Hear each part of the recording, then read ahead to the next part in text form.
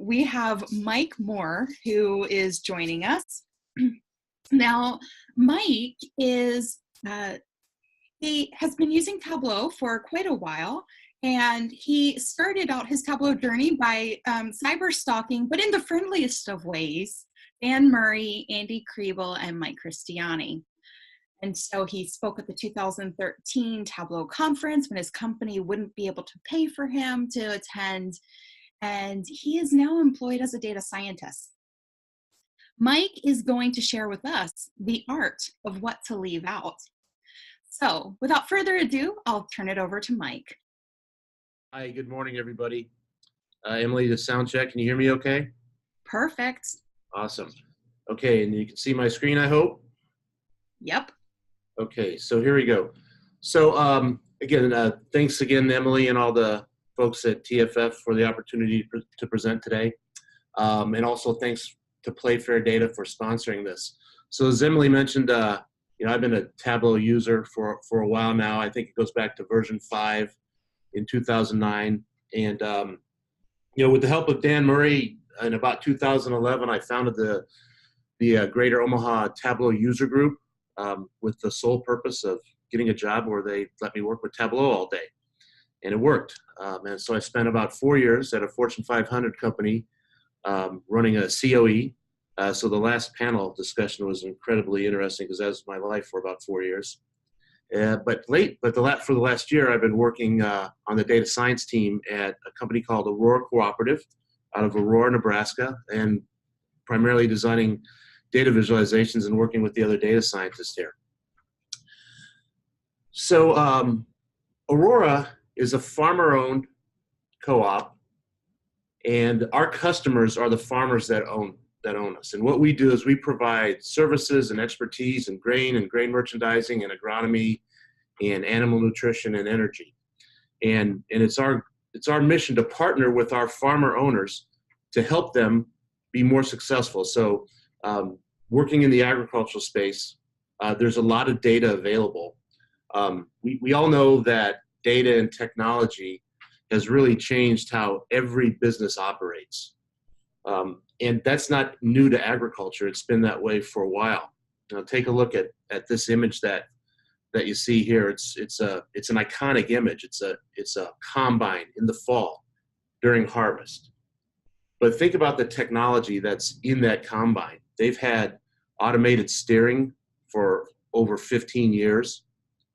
In another 5 to 10 years, they're saying that you won't need a driver at all. And there's multiple onboard computers on there. There's telematics. It's all connected to the cloud. And as this combine is going along, pulling in the harvest, it's calculating yield in real time. And then it's able to compare it to what was planted in the spring, and not just whether it was corn or soybeans, but is it what hybrid and what different inputs were put on the field to help that crop grow, so that farmers can help make better decisions for next year when they're getting ready to decide what to plant. Now,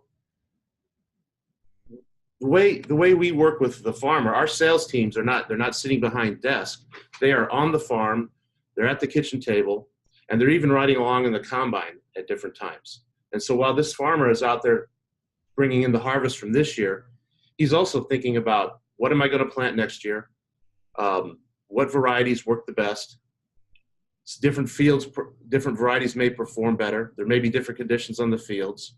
He's working with agronomists, and there's a lot of data coming at him. So farmers are technical and they're data driven. And for us to really partner with a farm and help them solve their problems, we have to be technical and data driven as well. And so that's kind of where this concept of mobility comes in. So the full title of the talk today is really Mobile Dashboard Design, the Art of What to Leave Out. And I'm going to kind of start off and kind of show you how we started down this road of mobility. As I mentioned, our sales force is completely mobile. They are on the road almost every single day, rarely sitting behind a desk. When they go onto a farm to work with the farmer, they will have a laptop, when practical. They maybe have some printouts, which can be useful. Some of them will have an iPad, some won't, but they all will have their phone. They have that with them at all times. So I'm going to go back a little bit here to when we started thinking about mobile as a company. And this is just not going back that far, it's going back a year, but we were sitting with our executive leadership, going over, talking about our development tickets. And we had this dashboard up that I'm showing now. And our CEO, who's a really innovative guy, really data-driven, smart guy, says, this is great information. I want everybody vice president level and above to get this report. So okay, we can send out subscriptions. But then we look around the room, and all the executives that are in the room, there's not a laptop there. They all have a phone and a notepad.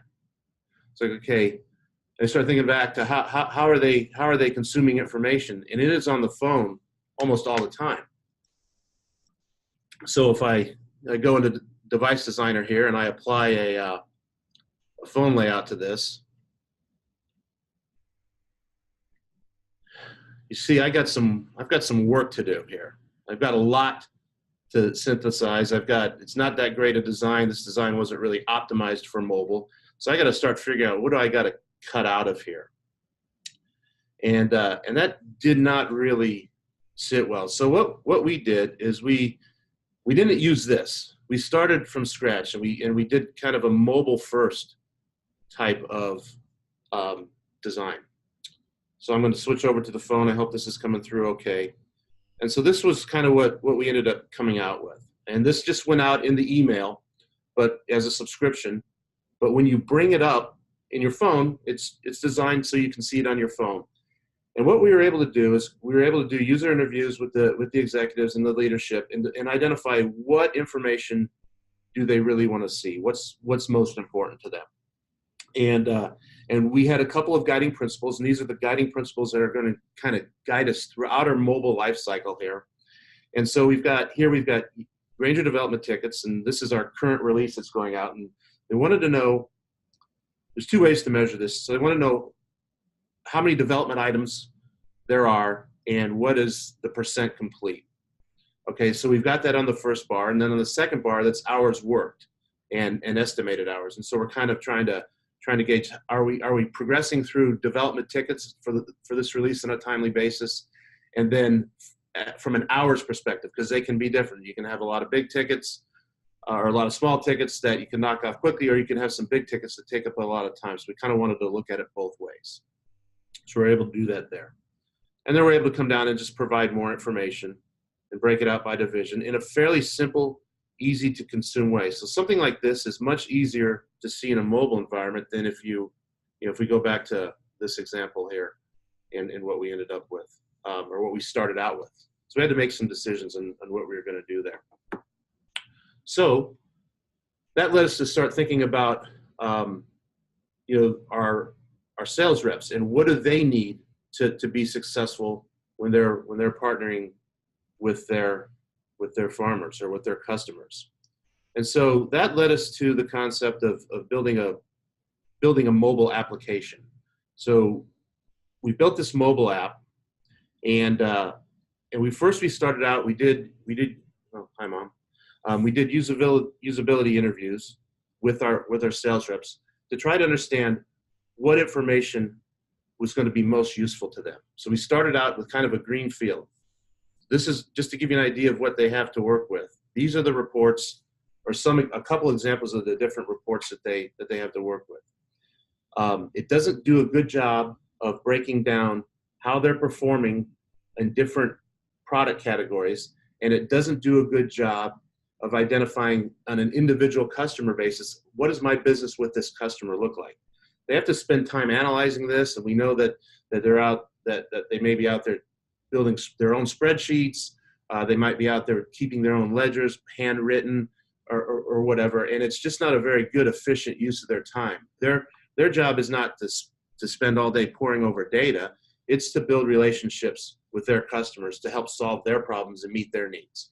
And so when we talked about keeping it simple, we want to make it easy for our customer, which in the analytics team is the sales rep to consume the information that we're trying to provide them. So we've got a lot of complex information down there, and we want to figure out how do we deliver it to them in an easy to consume way so that they don't have to work. So when we talk about the art of what to leave out, just to give away the punchline a little bit early, the art of what to leave out is really not to start by taking something that's got a lot of clutter in it already.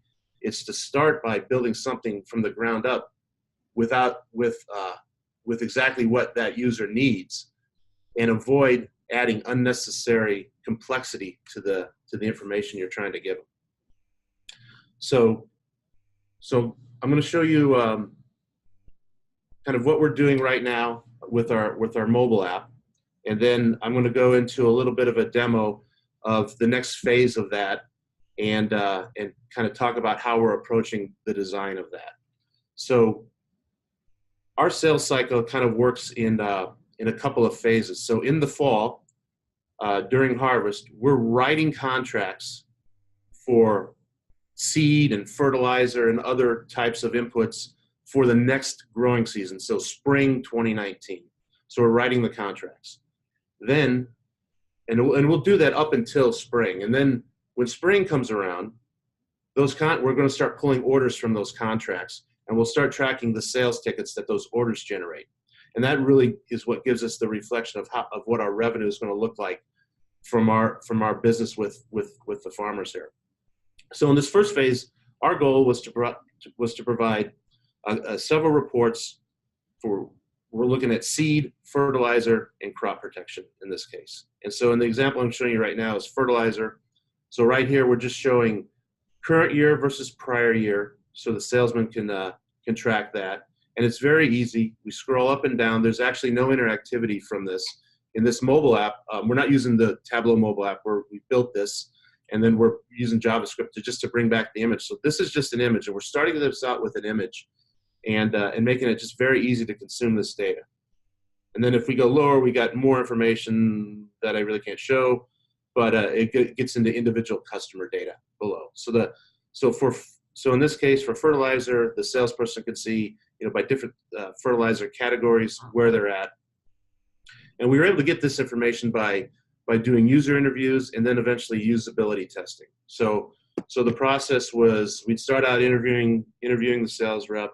We'd have a script, and we would talk about what type of information is important to them. What do they want to get out of that? And then we'd come back with a prototype, and from that prototype, we'd have a series of tasks that we would have the sales rep go through, and we'd ask them questions about their task. It's standard UX, UI testing, usability testing that you would do on websites or any other interface. And we wanted to know, what they liked about it, what they didn't like about it. Was the information useful? Could they understand the visualization? It's simple visualizations. We know, those of us who follow the Tableau public, that you can do amazing things with Tableau, but we don't need to do amazing things. We need to do easy to consume things with Tableau. Does the information make sense, and can they look at it quickly? If they're sitting in a combine, can they glance at their phone and get the data and the information they need at a glance? Do they always know where they are? Is that information top of mind? And so that was our objective here. And then we'd ask other questions like, is the font too small? So like at the conference, I went to every mobile session I could, and I heard a couple of folks say, well, you should always keep your font at 12. Well, we put it at 12.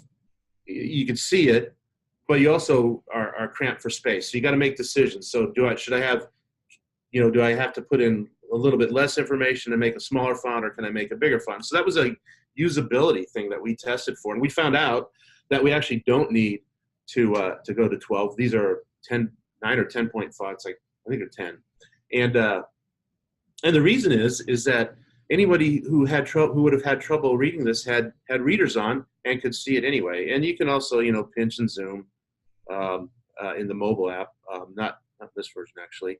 But in the Tableau app, you can pinch and zoom and make things bigger. So those were some of the things that we learned about designing this application. So now we're getting ready to move in to our next phase. And so our next phase, we're going to have to build sales reports by class. But we also need to have, and this came from feedback, so we've been getting feedback on the usability of this. We started out without interactivity to begin with because we wanted our user to drive the interactivity. We wanted them to tell us what they wanted. And one of the things they wanted is when you scroll down below and get to a customer name, which I'm not going to show you, but when you get to a customer name, they want to be able to click on that customer name and take it to what we're calling a customer baseball card. And so what I'm going to show you now is kind of in a prototype phase. We're still doing design and development on it. We're going to be running into usability testing pretty soon, but I wanted to kind of show you where we are in our process right now. So we've gone past kind of the first round of approvals. We've gone through the agronomy guys, and you know this makes sense to them, and there's a couple tweaks they want to make, but we're getting feedback on that. And then our next step is we want to get in front of the sales reps, so people who are actually going to be using this and get their feedback. And so when we think about designing this, I don't know if I want to call these best practices necessarily. There may be some UI expert who will disagree or something like that, but this is what we've learned from our user interviews, and this is the approach that we're taking. So for us, they're becoming best practices, and we're still working on things like the design. Like you notice the bars here are different than what we had for the previous app. So we want to get some feedback on if they like this better, but it gives us more space. The bars are more prominent. And one of the things is that if you're going to drive any interactivity or any actions from this, you want it big enough so that you can click on it. So the thumb is, think about your thumbs, that's it's your mouse, and you can't see my thumb, but trust me, it's going up and down here. Thumbs like to go up and down. They don't really like to go side to side that much when they're wrapped around the phone, but it's very easy to go up and down. And then we're trying to make the objects big enough so that their thumb can hit it where there's interactivity. The other thing that's important to us is to be able to tell a story. So when we talk about influences in terms of design and how we build this out, so Cole Nussbaumer was mentioned. Her book is great, and and what I love about her book is that the designs are very simple and minimalistic, and it's heavily influencing this. And you know, the first person who I really started reading about data viz going back, I think I bought Tableau and a book from Stephen Few on the same day, and so that heavily influences the way I think about data viz in the visualization world. But the other thing that's influenced me a lot has been the storytelling aspect of data visualization that's kind of emerged over the last few years, especially if you think about some of the Iron Viz entries. They're all really storytelling. And, you know, that's not really, I've struggled with it for a while because it's not really what I do. But I think there's a useful component to that. And it took me a while to kind of figure out where that might be. And I think it's here in how we approach the mobile app. Because we have such a limited screen, we can't show this nice big executive dashboard like you'd show on a big monitor. So we've got to try to create a narrative. So that's the most important thing we try to do, is understand what is the story that the salesman wants to hear, and is that story interactive? Do they want to choose their own path? And so now we talk about that story. So we start up here, and Tom Osborne Acres isn't a real farm, but it is if you follow college football, he's a famous coach from Nebraska. If you don't, it doesn't matter. But the story. So on this kind of fictional farm here, the first thing, if this is my customer, the first thing I want to know is, across the different product categories, how am I doing compared to last year? That may not be the most important thing to know, but it's the first thing I want to know, because it starts off the story. So I've heard a best practice saying, put the most important thing first. Put the most important thing first if that fits the narrative. But if it doesn't fit the narrative, we want to put in objects that make sense and align this in a logical order that fits the narrative. So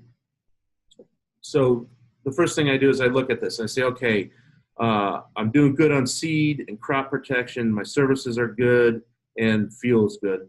But I'm behind on fertilizer sales, so I wonder what's going on there. So then I just come down here and I keep going with the story a little bit. And so I'm looking at fertilizer here. These are contracts now. So I look at my contracts this year compared to last year, and they're in units, so it's in tons. I go, well, I'm down in sales, but I actually have more tons sold this year than I do last year. And one of the reasons we look at, and this is another thing that we learned, is one of the things that is important to salesmen is that dollars for fertilizer specifically are less important. They're important, but when measuring, am I selling what I need to, they're less important than quantities, because the market price of fertilizer fluctuates year to year. So you may be selling more in quantity, but actually earning less revenue because of market prices. So you kind of have to see both, and that's a little bit of a complex concept, but we had to get that into a mobile device. So the first section is looking at sales tickets. The second section looks at contracts and say, okay, maybe there's some price erosion on the fertilizer side, and maybe that's it. I don't know. Then I'm going to go down and I'm going to look at the year-to-year sales trends, and I look at fertilizer, and it's the only one trending down out of my 5 categories. So I want to dig into that a little bit more. So then I'm going to go up here and let's start drilling into it. So this story is interactive. I can kind of build my own narrative. So I want to click on fertilizer. And when I come up, I've got a kind of a drill down here, and it shows me the 3 classes of product I'm selling in the fertilizer space. Dry fertilizer and micronutrients are okay. Liquid fertilizer, I'm behind. And so the first kind of concept I want to talk about from design, from actually building it out, is that I've got a little bit of a contrast back here, because it's a little bit of a gray background coming across blue, I think. But we wanted to kind of set it apart from the background of the original Viz. So this is the Viz and tooltip that I'm using here. And then if I want to kind of drill into the individual sales transactions, I set an action that that lets me just use the menu to drive it instead of click. So I can click on this navigate to sales transactions, and it'll take me to the individual sales transactions. So then now I can start looking. Okay, come down here and I start going through here. And if I want to look at a specific ticket, I can bring this up. So I can look at this 32 UAN, click on it, and it'll give me more details about that sales ticket. It's got the class, the fertilizer, the quantity was tons, and then the price was $817 for this sales ticket. And it gives me the contract number, so 135. All right, so that's interesting, I think.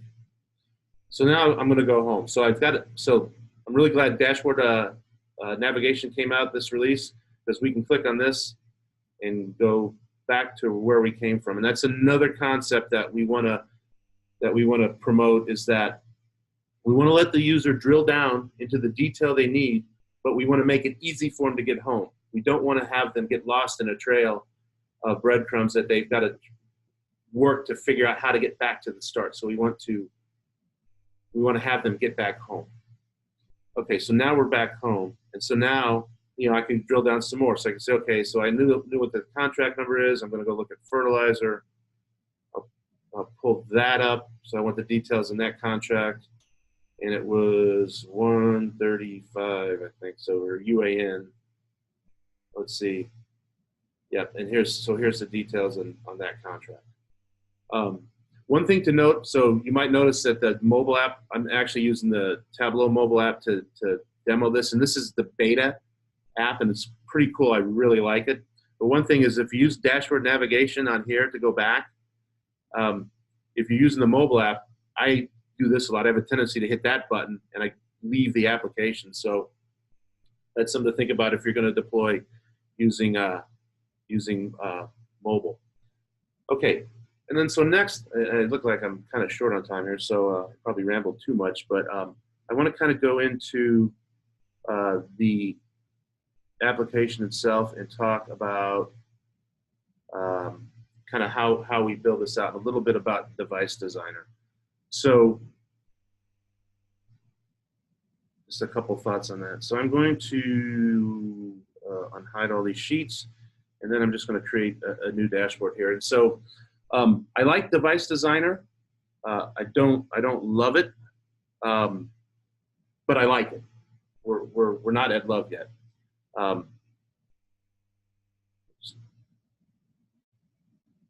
Check chat there. Okay. So for a long time, what I've done is I wouldn't use Device Designer. I would just use a range. And I would make this, I would look at, I would come in here to Device Preview, and I would find, I'd find the phone, and I'd look for the smallest, the smallest width and length, and I would kind of just put in those coordinates here so that I could fit any phone. And that would let me also use landscape because you can't set a portrait mode and a landscape mode at the same time. That's kind of a limitation that I'd like to see resolved. But so I would do that if I ever wanted to use landscape. I would kind of use this range button here. But in this case, I just want to go build a dashboard. And because we're mobile first, I'm going to set this. I'm going to start out with fixed size, and I'm just going to bring it into, let's say, 375, which is a common phone size, and then maybe 736, I think, is another one. So just something that kind of looks like a phone to me. And then I'll get to questions kind of at the end. Especially Josh, I'll take care of that in a sec. Okay, so I'm just going to start out here. The first thing I'm going to do is I'm going to bring out a container, and I'll bring out a vertical container, and then I'll bring out my header here, and I want to fix the height of this, and then from there I'll fix it at 50, and then hide the title. Hold on, I want to do that. There we go. So I've hidden the title, and I just see the name of the customer there. And then the next thing I'm going to bring in is the sales contracts, and then I'll bring in, or the sales tickets, and then I'll bring in the contracts, and then the year over year, I'll put that at the bottom. Let me get rid of this junk, because I don't need that.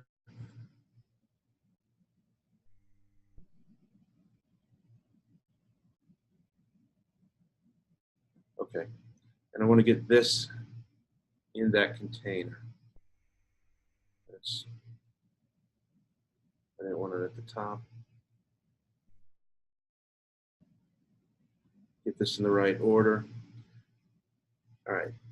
Now then, one thing I want to do is I want to make sure that I have enough room here at the bottom to fit this all in.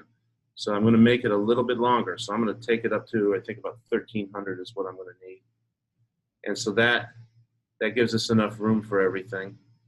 I can see down here that I'm going to have to do something with these labels because they're going to get scrunched up when the phone gets, I'll probably have to take the FY out. It's a fiscal year. And then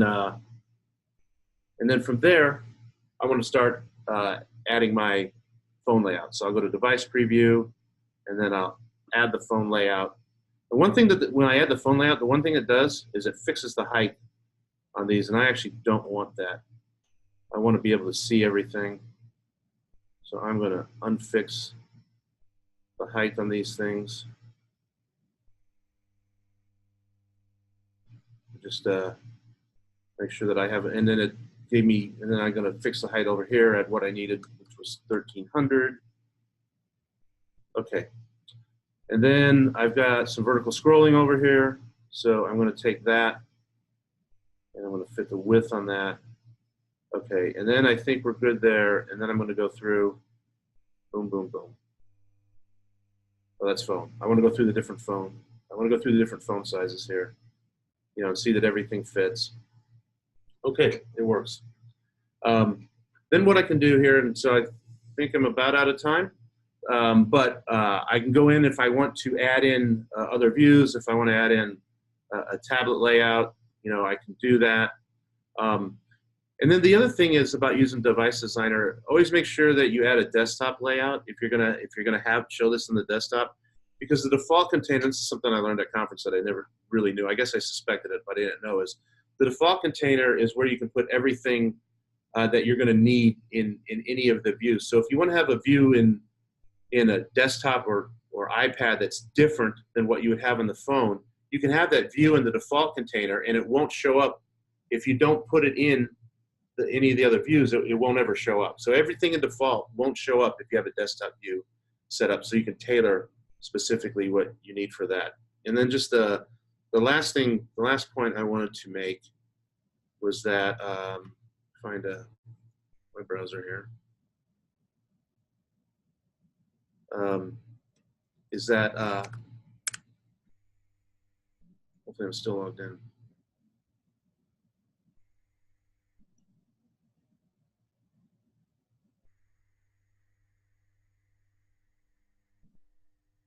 Okay, I'm just going to bring this up here. So make sure that you test your data. One of the things that you can do here is you can go into Developer Tools, and it has a mode here where you can use do different devices, and you can toggle through and test different device sizes, because I know it's not likely to have every phone. So you can do that on the desktop app, but you can also do this online here. So I kind of wanted to show that as well. Okay. All right. Mike, thank you so much. You're I welcome. know you could keep going, and I know, and to everyone who might be cursing me because I'm cutting Mike off, I know he has such valuable content, and I do want to give a shout out to Mike.